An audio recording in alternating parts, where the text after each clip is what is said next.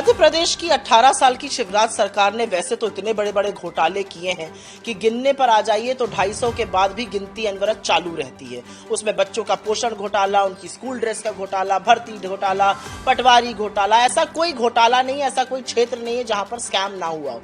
लेकिन आज जिस घोटाले की हम बात कर रहे हैं उसको सुन के आपके होश फाख्ता हो जाएंगे, क्योंकि इस सरकार ने तो इस राज्य की जीडीपी रेट जीएसडीपी के साथ, जो राज्य का सकल घरेलू उत्पाद होता है, उसके साथ भी हेराफेरी की है और वहां पर घोटाले का जो अंक है वो 2 से 2.5 लाख करोड़ का है। अमूमन मध्य प्रदेश में हर 6 साल पर जो जीडीपी है वो डबल हो जाता है, दुगना हो जाता है। 2012 वित्तीय वर्ष में ये करीब 3 लाख करोड़ के ऊपर था। 2018 वित्तीय वर्ष में ये 7 लाख करोड़ के ऊपर था। तो 2024 वित्तीय वर्ष में इसको 14 लाख करोड़ के ऊपर होना था। यही अनुमान था 15वें वित्त आयोग का।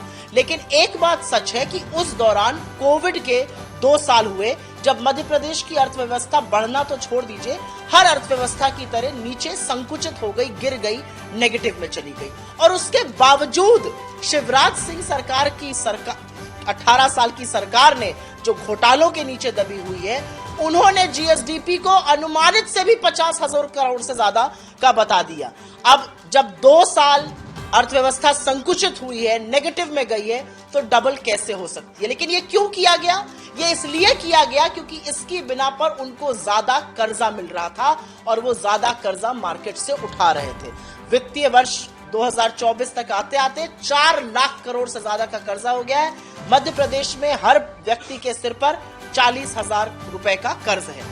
ये इस फर्जीवाड़ा के कुछ प्रमाण हैं। पहला प्रमाण तो यह जो मैंने आपको बताया कि कोविड के कुछ सालों में नेगेटिव हुआ, उसके बाद भी इन्होंने बढ़कर दिखाया। दूसरा बड़ा प्रमाण यह है कि राजस्व की प्राप्ति, अगर आपकी जीएसडीपी वाकई में इतने दर से बढ़ रही थी तो आपकी जो रेवेन्यू रिसीव थी, जो राजस्व की प्राप्ति होती है, वो भी बढ़नी चाहिए थी।